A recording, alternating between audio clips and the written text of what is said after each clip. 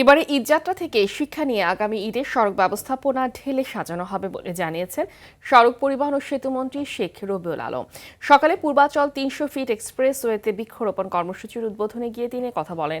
মন্ত্রী বলেন, ঈদ উল ফিতরের চেয়ে ঈদ উল আজহার যাত্রা চ্যালেঞ্জিং হবে, কারণ তখন ১.৫ কোটি মানুষ ঢাকার বাইরে গেলেও ১ কোটি কোরবানির পশু ঢাকায় ঢুকবে। এ সময় বাংলাদেশকে উপযুক্ত বসবাসযোগ্য করে তুলতে সরকার বৃক্ষরোপণ কর্মসূচির অগ্রাধিকার ভিত্তিতে বাস্তবায়ন করবে বলেও জানান সেতুমন্ত্রী।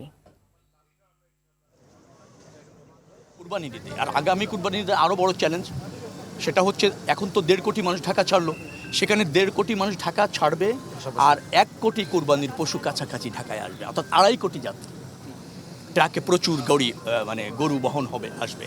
সেটা আরও বেশি চ্যালেঞ্জ, আমরা কাজ করছি।